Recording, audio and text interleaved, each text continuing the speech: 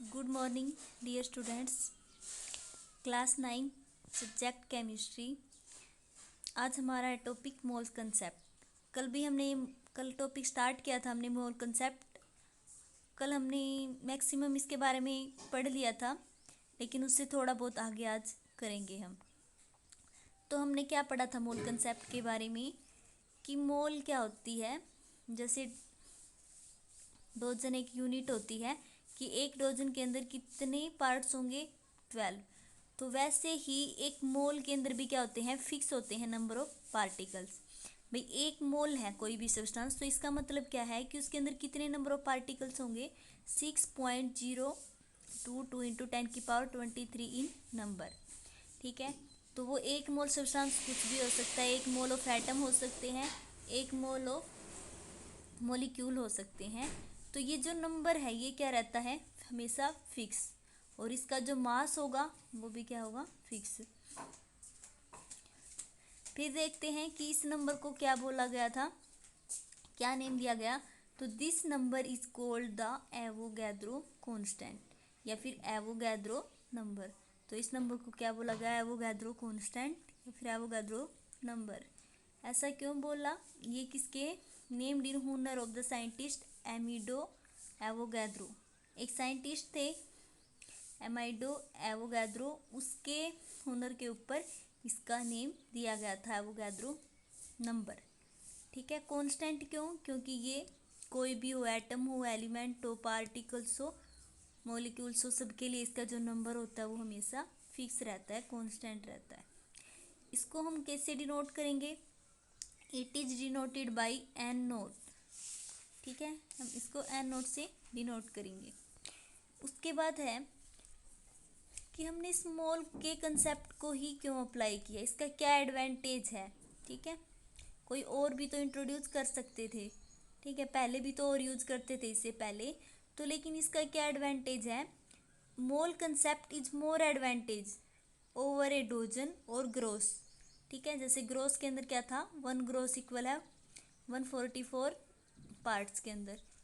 तो डोजन और ग्रोस के ऊपर इसके एडवांटेज है वो क्या है, ज़्यादा है। क्यों, क्योंकि mass of 1 mole of a particular substance is also fixed. Particles का नंबर तो फिक्स है ही कि एक मोल के अंदर इतने नंबर ऑफ पार्टिकल्स प्रेजेंट होंगे। उसके साथ साथ क्या है, इसका जो मास है, भाई इतने नंबर के पार्टिकल्स का जो मास है वो भी क्या रहता है, हमेशा फिक्स। ठीक है, और लेकिन इनके अंदर है जो डोजन और ग्रॉस यूनिट के अंदर, इनके अंदर चेंज हो जाता है मास। इनके अंदर मास फिक्स नहीं रहता। नंबर तो ठीक है भाई, 12 है, एक डोजन इक्वल है 12 पार्ट्स, लेकिन इनके अंदर क्या होता है, मास फिक्स नहीं रहता। और 1 मोल के अंदर जो मास है वो भी हमेशा फिक्स रहता है। तो क्या बोल सकते हैं, mass of 1 molecule, sorry mass of 1 mole substance, एक मोल सब्सटेंस का मास किसके इक्वल होगा, रिलेटिव एटॉमिक मास या फिर मोलिकुलर मास इन ग्राम। कोई भी सब्सटेंस है उसका जो एटॉमिक मास है, ठीक है, या फिर कोई मोलिक्यूल है, ठीक है, उसका मोलिकुलर मास के ग्राम के अंदर इक्वल होगा। ठीक है, सिंपल हम देखते हैं एटॉमिक मास, तो उसको हम किस यूनिट में लिखते हैं, यू। ठीक है, यूनिट।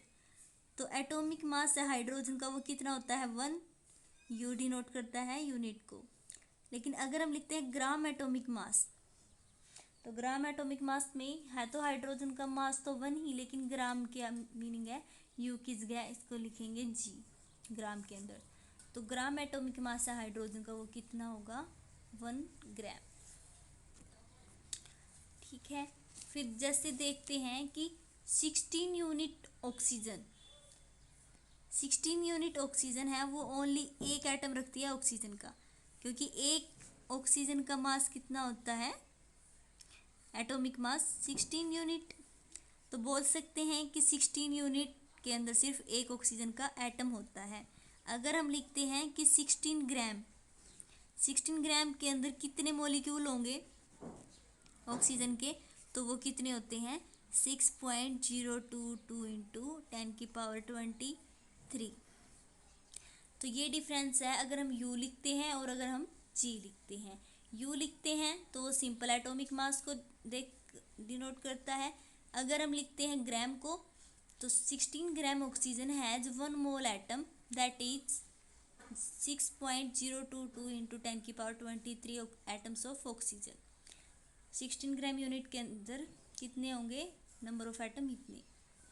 उसके बाद ये तो था देख रहे हैं हम एटॉमिक मास का। अगर हम देखते हैं मोलिकुलर मास का कंसेप्ट, तो जैसे एक एग्जांपल ले लेते हैं वाटर H2O। इसका क्या होता है मास 18।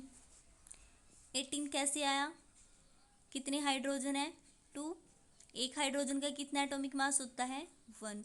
एक ऑक्सीजन का कितना होगा 16, तो ये आ जाएगा हमारा 18 यूनिट।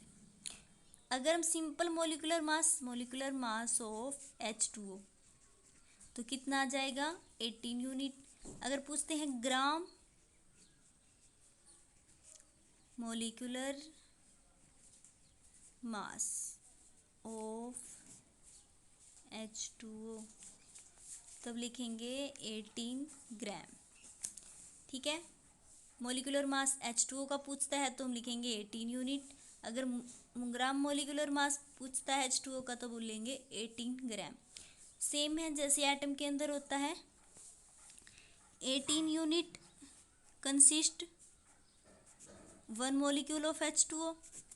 ठीक है, लेकिन अगर हम लिखते हैं 18 ग्राम तो उसके अंदर कितने होंगे 6.022 into 10⁻23 number of H2 molecule. तो जो मोल कंसेप्ट है वो सभी पार्टिकल पे सेम अप्लाई होता है। हम एक एटम को देख लें या फिर मोलिक्यूल को देख लेते हैं। ठीक है, 1 मोल हमेशा किसके इक्वल होगा, इतने ही नंबर ऑफ पार्टिकल्स के इक्वल होता है।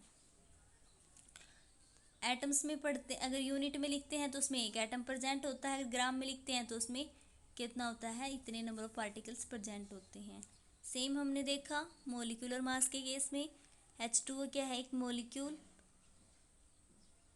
जो किससे मिलके बना है, 2 हाइड्रोजन और एक ऑक्सीजन। ठीक है, तो इसका मास कितना है 18। तो मोलिकुलर मास अगर हमने कैलकुलेट किया वो कितना आया 18 यूनिट। अगर हम लिखते हैं ग्राम के अंदर तो लिखेंगे इसका हमारा 18 ग्राम। तो बोल सकते हैं 18 यूनिट इक्वल के अंदर कंसिस्ट है 1 वाटर के मॉलिक्यूल। लेकिन अगर हम लिखते हैं कि 18 ग्राम ऑफ वाटर के अंदर कितने हैं तो इतने नंबर ऑफ मॉलिक्यूल प्रेजेंट हैं 18 ग्राम के अंदर। ठीक है बच्चों, ये हमारा टॉपिक था मोल कंसेप्ट का। टॉपिक हमारा हुआ ख़त्म। ठीक है, कल हम इसके बेस के ऊपर क्वेश्चंस करेंगे कि मोल्स को कैसे निकालते हैं। अगर हमें मोल दिया है तो मास को कैसे निकालेंगे। ठीक है, कितने नंबर ऑफ पार्टिकल्स को कैसे निकालेंगे, तो कल करेंगे हम इनके बेस के ऊपर एग्जाम्पल्स। Thank you students.